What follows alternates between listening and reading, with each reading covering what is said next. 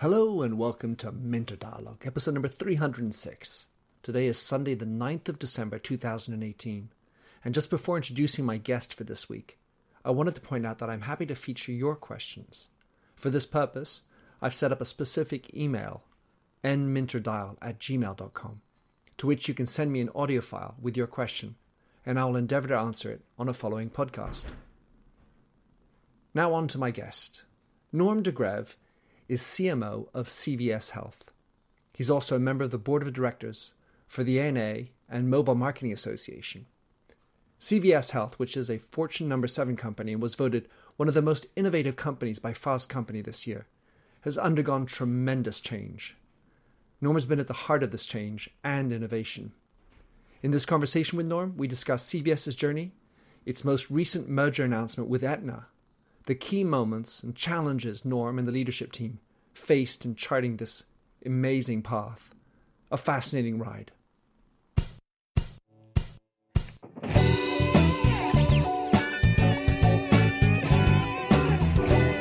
Welcome to the Minter Dialogue podcast, where we discuss branding and all things digital. I am Minter Dial, your host, and you'll find the show notes on my eponymous site, minterdial.com. Enjoy the show. Norm de Greve, thanks for coming on my show. I had the pleasure of listening to you once I got introduced to you by Margaret Malloy in New York, and you were talking about taking brave decisions as the CMO at CVS. And so I was immediately attracted to a lot of what you said, as well as, of course, this interesting shift that you've taken on board while at CVS. So, Norm, in your own words, who are you? Who am I? So I am the Chief Marketing Officer of CVS Health, a job I've been in for about 3.5 years. And before that, I helped run one of the world's largest digital ad agencies, Digitas. Well, that must have been quite useful for you in this new position. One of the things that you hear a lot about, of course, is this notion of who has digital. And I was wondering where is digital in the C-suite at CVS? You mean organizationally? Yeah. So I think you can split it into digital products and tools and digital marketing. Digital marketing is clearly with the marketing team, and digital products and tools. So our app, our websites, our e-com is with a separate digital team that focuses on that customer experience all day long. And then, of course, we work very closely together to drive people to use those things like e-commerce or telehealth or whatever it might be. And presumably today, the amount of e-commerce that CVS is doing is considerable. Well, it's growing. It's growing really fast. It is a business, given our traditional value prop, which you could broadly put in convenience and health, pharmacy. They're not, convenience, of course, is more about the store, has been for a long time, of course, switching more online. And so that's something that we're growing in. And health, for all intents and purposes, still remains a very local business. It's going more online. You're getting telehealth. You're getting some D2C pharmaceutical providers, things like that, but and some ordering of health OTC products, and that's kind of like aspirin or Advil or things like that. It's growing, but it's a relatively small portion of the total pie, and so for us, e-com has been smaller, but is of course the fastest growing part of our retail business. But to give you some just general perspective, if you think about CVS Health, less than half, actually, of what we do is through what people know as our retail stores.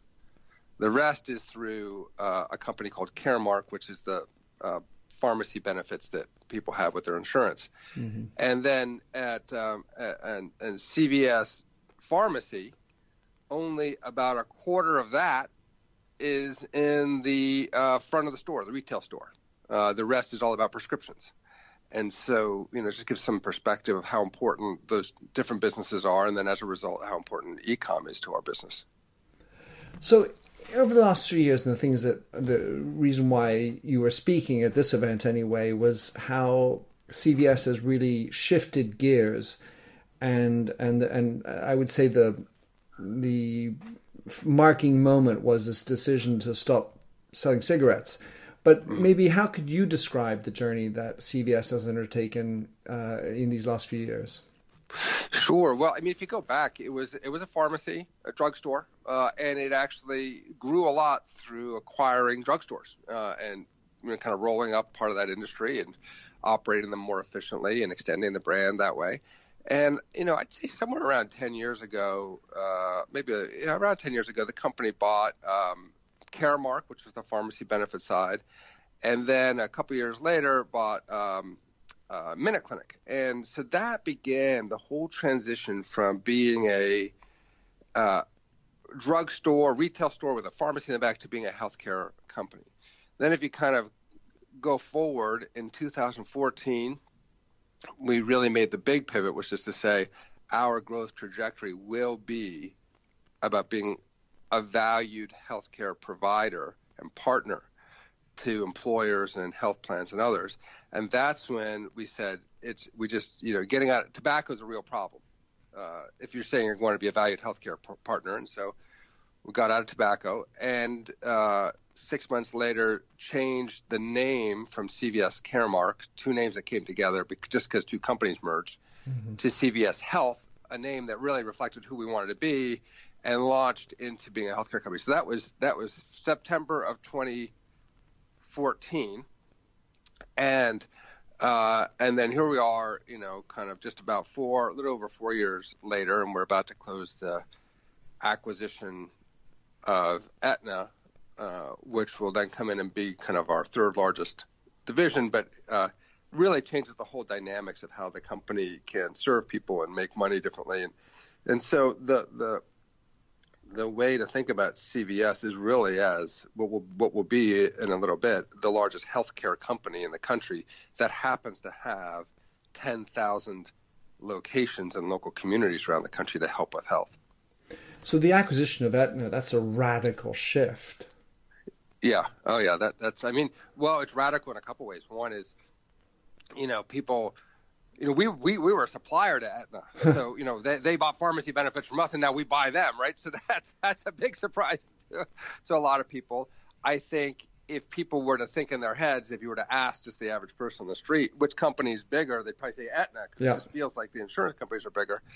And like I said, they'll probably be about 25% of the revenues of the combined company. But the radical piece of it is, you have these insurance companies, and they know a lot about someone's health. Yeah. They see all the claims, right? But the challenge is people don't want to listen to their insurance company because they don't feel like their incentives are aligned to the person. I mean, there's also, there's an underlying mistrust because of the small print and how you're going to get screwed when you do have an issue. Yeah, people are worried. They're worried that the insurance company wants to save money, and that's not in my best interest as a consumer. And then on the other hand, you have, which by the way isn't true, because if an insurance company can just help you stay healthier and avoid the hospital costs, they make a lot more money than they do nickel and diming people for a cost. And then on the other hand, you have CVS, who've got these locations all across the country, and 4.5 million people a day coming through our stores. But we don't actually know much about your health because we just know your pharmacy piece. So if you can put those two together and take the real knowledge that Aetna has and the trusted relationships that CVS has and put them together, we think it can create a new healthcare model in the country. And this acquisition, I actually go back to quickly the cigarette piece, because that too is a radical statement, but clearly not quite as big. I don't know how much tobacco sales was as a facet of the entire piece, but I mean, it must have been small. $2 billion. It was $2 billion. Yeah, I mean, it's a lot of money, even in a big company. That's a chunk of change. Okay, and with regard to the purchase of Aetna, and I'm thinking about this notion of being customer centric. It's a data play. It's a customer data play. And how has it participated in your transformation into the digital world? Was it like the king piece? Was it like, the obvious consequence of your thought? How did they go around?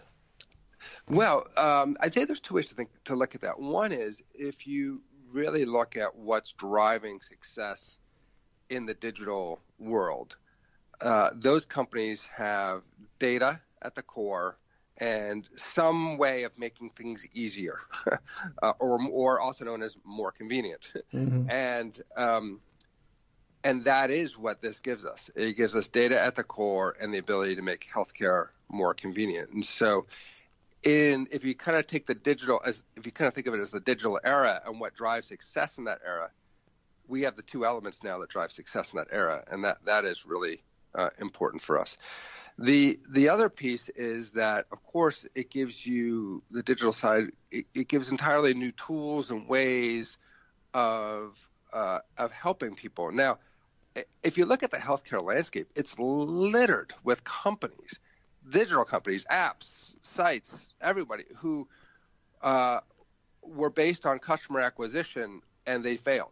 They just have no users. It's not that they actually can't provide value. It's that people just didn't sign up for them. Yeah, the distribution is a problem. Yeah, and so, it's really, health's just like one of these things that I think for a lot of people is at the intersection of fear and complexity and, and there's just a lot of emotional issues in that. And it means that to be successful, a real core piece of it is a human relationship. Now, that can be through a phone or it can be through somewhere else, but like a trusted human relationship. And then if you think about, so what drives success going forward? Brand, trust, and personal relationships that are conveniently located, and data to help you know how to help someone and also appropriate risks to take are really at the core. As I'm thinking about listening to you, we all have our health issues. We get to do this. And I was recently in Estonia. I've been there a couple of times this year. And what they've done is remarkable because they now have a singular identity card on which all of my taxes, by the way, as well as all my health data is stored. So when I go into one doctor, I don't need to take my records. All my records are available for that doctor to see according to the rights that you're given, plus all my MRIs and whatever else. And so the role of the state is absolutely incredibly large. And of course, on the other side, you got the payouts and the insurance companies, well, the Medicaid, and the Medicare and all that kind of stuff that are part of your ecosystem, but it's hard to get them all galvanized together.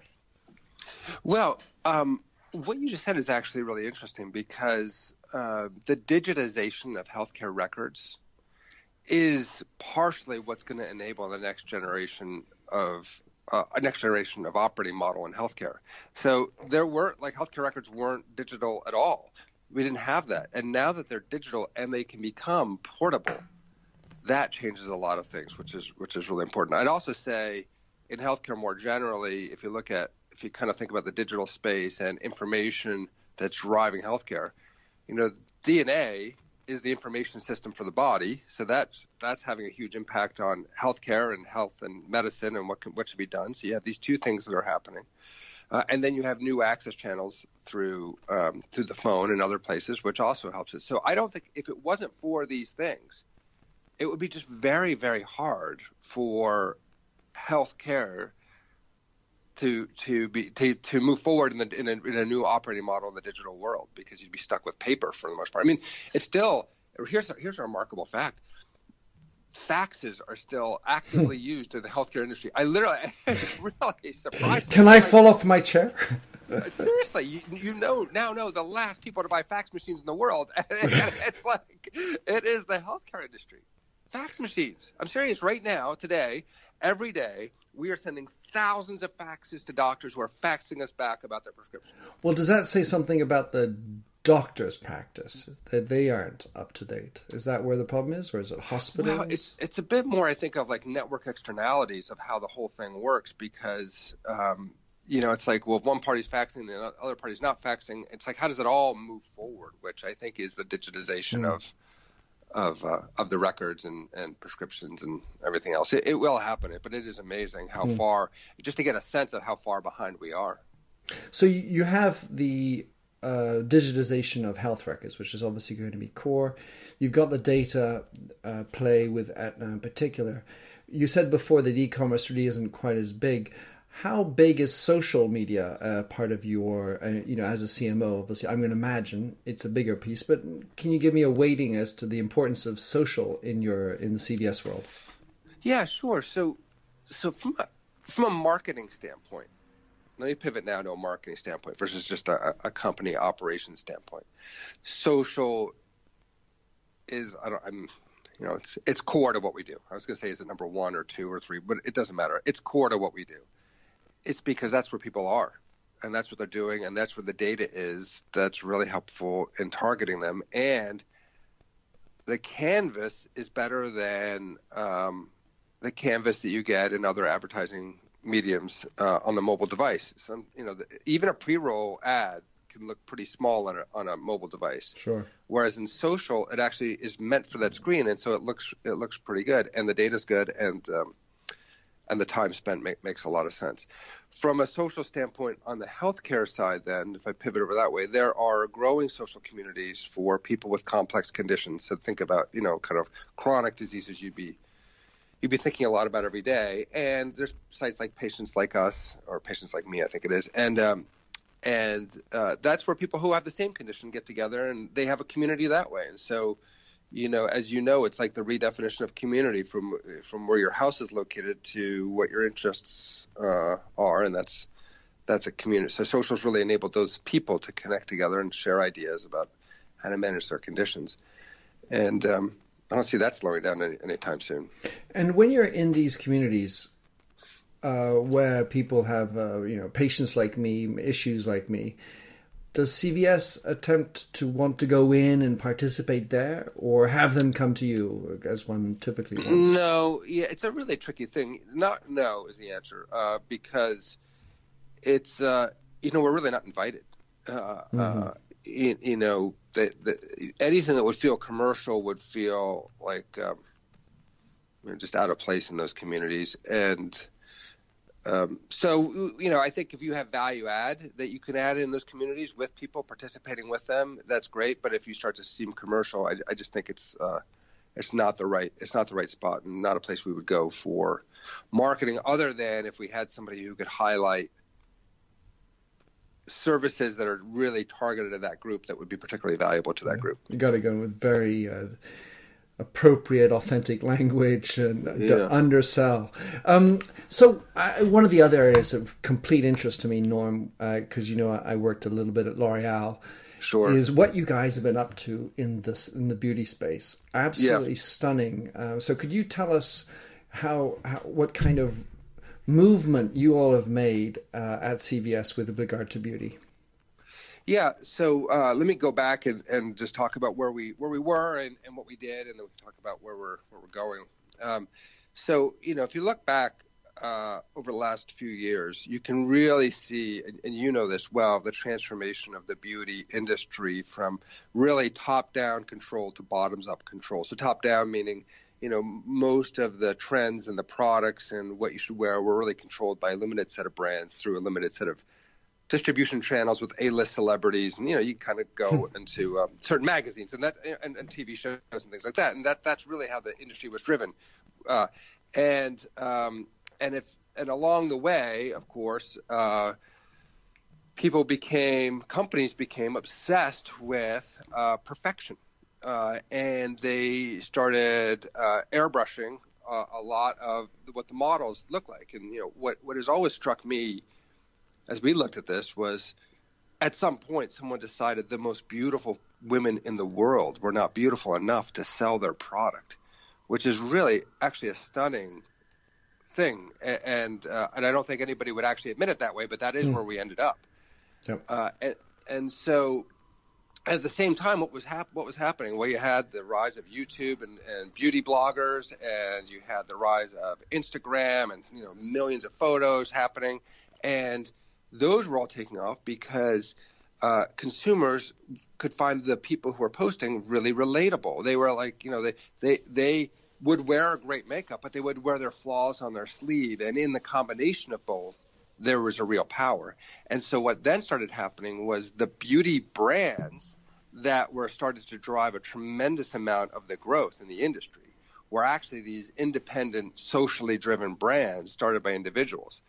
And so when we stood back and said, well, here we are as the second largest seller of beauty in the country, and a changing dynamic in the industry with different retailers out there.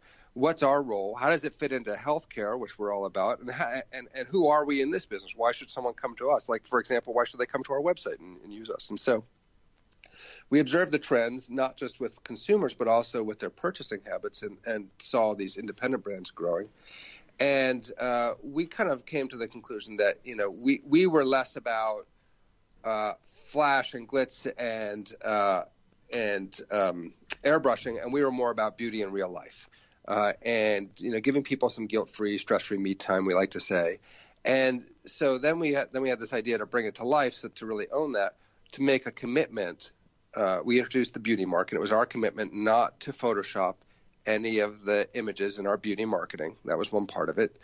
And this was a commitment by 2020, and our stores would reflect that. And then we asked all of our partners, like L'Oreal and others, we said, we want you to put one of two marks in your images in our stores or in our email channel or on our site. Either the beauty mark indicating it hasn't been materially digitally altered, or word saying digitally altered. We were not trying to shame or guilt anyone. We were just trying to provide transparency to consumers. And why were we trying to do that? Partially to stake our position, but partially if you really think about your position as beauty in real life, and you think about 80% of women feeling worse after they see a beauty ad. 80%. There's a great quote. It's from the woman who was in Black Panther. She's a supermodel. I forget exactly her name, but she said for her entire life she had been sold the seduction of her inadequacy. And it's just like, it says it perfectly and chillingly, that is how we're operating. And we don't have to. People should wear makeup and have fun, but do it because it makes them happy, not because they're trying to live up to something that came out of a computer and they can never be. It's remarkable when I listen to you, because at some level, for example, cosmetics, when you've had cancer surgery, or when there's a real opportunity to restore some kind of confidence and some kind of sense of self, and then you've got this other sort of put down in complete opposition to that sentiment. It is remarkable, and I think it worked for a long time when the power structure in the industry was different. Yeah, there wasn't enough pushback. Right, and now there is. And I got to tell you, the brands that we have in our stores, we have worked with them to on this to really define a standard in a practical way. We weren't watering it down, but there's lots of nuance as well. Like, what if it's a flyaway hair? What if it's this sorts of thing? And so we had to work it through in more detail, and they've all been terrific. They have been fantastic, and I can tell you, without disclosing any names, people are changing their campaigns. They are changing how they shoot their models. They are in 100% agreement with this idea, not just because it's right to do, but because they see it as reflective of what today's consumer wants. And I'm highly confident that we're going to achieve our goals. We said by 2020, we're going to achieve our goals well ahead of that. So you basically, as a marketing executive at a cosmetics company, what happens is that because I'm doing this for you, it's unlikely that I'm going to leave my photographs to other distributors retouched. So in other words, I'm going to have, because I can't have, let's say, Christy Turlington looking beautiful in one and a little bit more normal in the other, to use the terminology. Yeah. And so they've all had to adhere to this everywhere. Well, ideally, yes. Sometimes that takes time, just as a practical reality. People have tons of campaigns going, tons of photos, and so sometimes they might start with just CVS. But you're right. For efficiency, it's really hard to manage two sets of photos going across your business. And do you have I'm thinking thought police, a system of verification of this retouching? Because it could be simple to, hide it from you maybe. Yeah, it could be. And so, one thing is we don't want to be the police. So what we said to our partners was, you send us a photograph with one of the two marks on it. You choose against these guidelines. So we agreed on the guidelines. You look at the guidelines, you put the mark on it. It's the honor system. And then once a year, we'll do an audit to make sure that it's indeed true. Mm-hmm. But we're not going to be in a position where, we're saying that one looks retouched or that one doesn't. It's not practical. But it's also, we're all adults here. Yeah. And if you're going to sign up for it, then, you can do it. One of the words that I appreciate you mentioning is this idea of partners. Sometimes the word vendor is used, and it comes with a whole lot of baggage. But a lot of people use the word partner, but it doesn't exactly stand up to the test of time. It's true, and I know exactly what you mean. There's probably areas in our business where people would be more vendors than partners. Beauty, for sure, is a different area than that, given how closely you have to work together. And then think about really what's happening, which is the D2C companies, direct-to-consumer companies, are showing up everywhere and growing like crazy. We, as a retailer, would need products that aren't avoiding our channel, and many of the big brands are competing with those direct-to-consumer companies. And so, in partnership between us and these great brands, that's how we're going to get to an answer that works the best for both of us. And in a way, I think there's always like a nice, wouldn't it be great if we worked together and we're one company? True, but in this case, we're actually the mutual benefits are much more clear that because of the competitive dynamics than they were in the past. I've always considered the relationship with distributors at odds, whichever channel it was, whether it was through hairdressing, which is the area that I was in, or department stores, or pharmacy, which is more distinct, of course, in Europe than it is in the States or in England. Mm-hmm. But how do you describe the way that CVS goes about trying to develop this partnership? And maybe I'm specifically looking at how does one develop trust in such a oftentimes hostile, let's say, competitive environment? It is a good question. So trust is built over time. You get that. It's so that, it's not like you can just say we trust each other right away. But we've been together with if you take a L'Oreal, we've been together with them for a very, very long time, as you know, and with these other brands as well.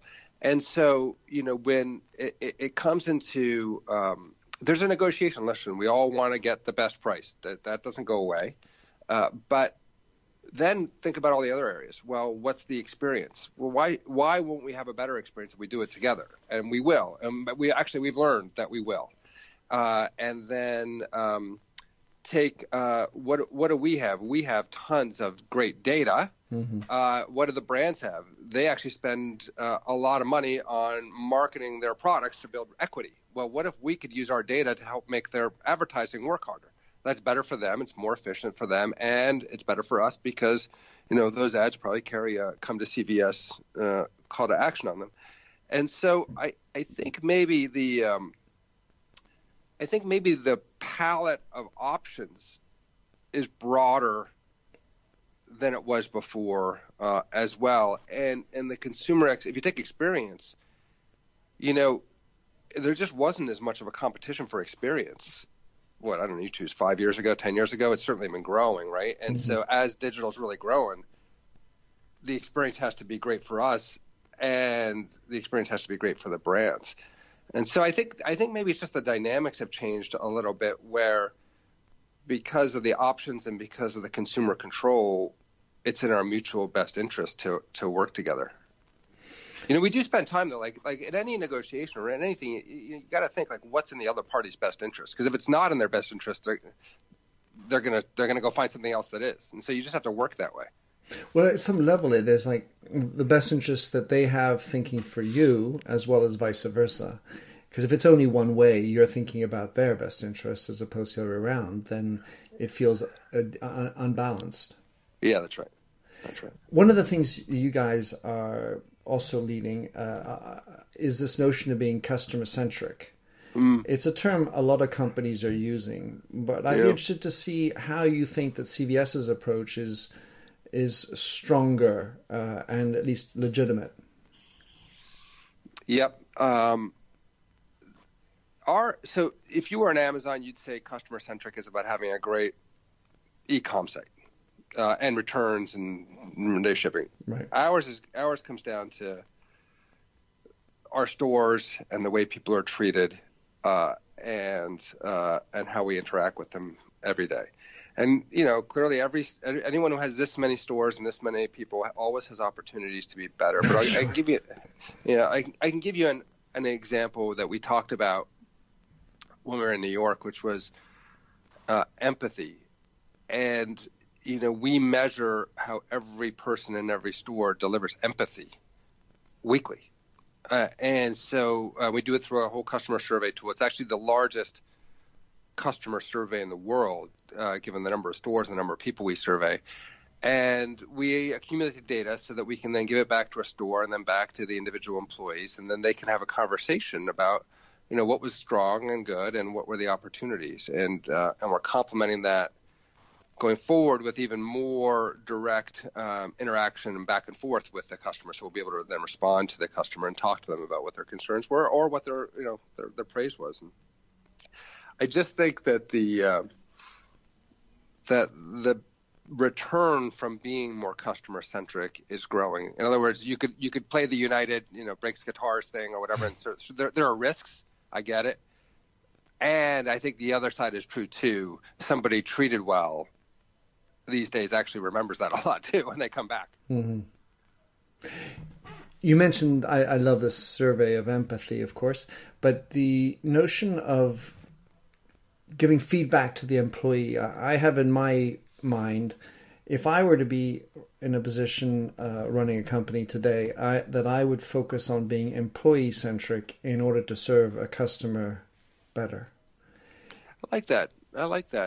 We haven't called it that, but I really like what you did. I like the way you just phrased it. It is both, but in other words, if we're expecting our employees to deliver care, how do we treat our employees with care? Mm-hmm. And if you do one, it begets the other. And I think it's really true. In fact, I think the roles companies play in people's lives is really evolving in my mind. We spend so much time at companies. We are increasingly choosing companies that share our same values. Totally.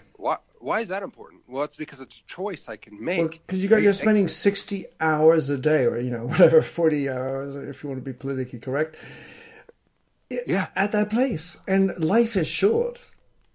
Totally, and it feels great to be at a place that shares those values, and people care more than they ever have before, just like they care about that when they buy products.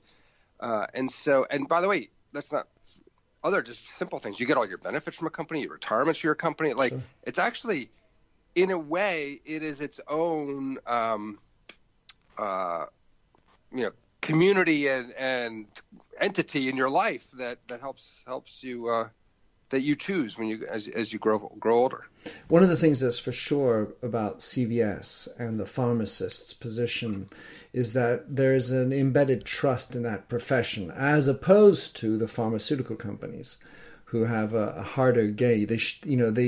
They're given less slack because they're in an industry where they're supposed to be providing health, but they're not quite as viewed that way. Whereas you guys, the pharmacist, that type of proximity does garner trust.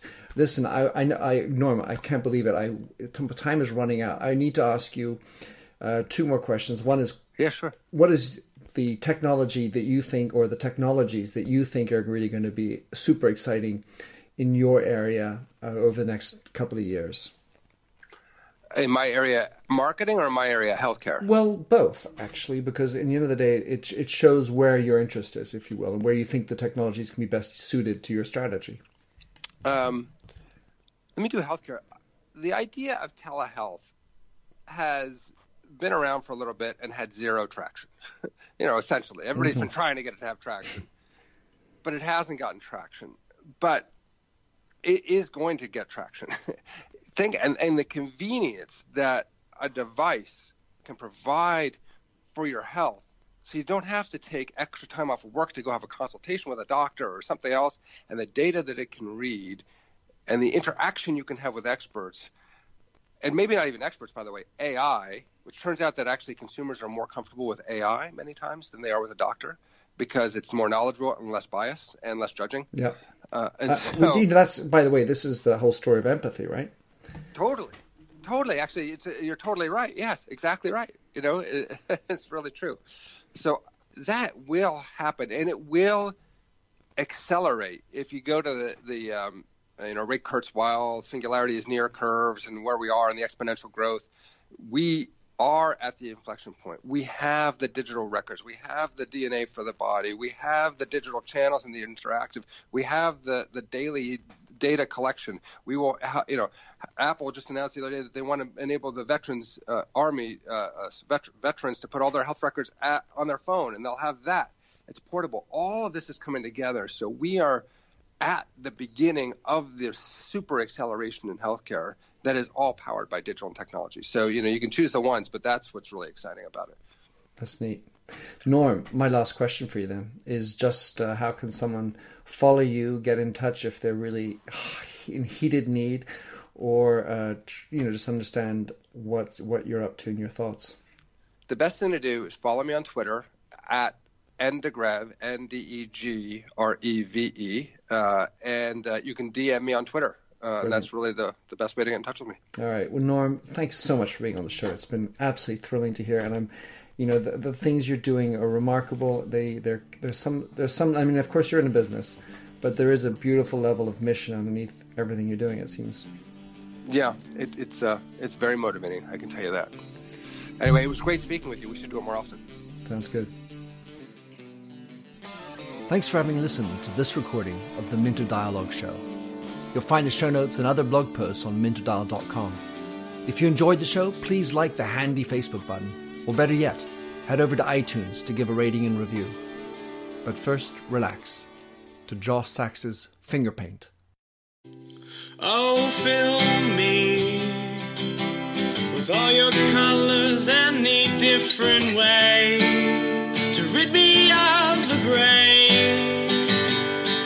and heal me with all your imperfections that you mention in your lack of self-security.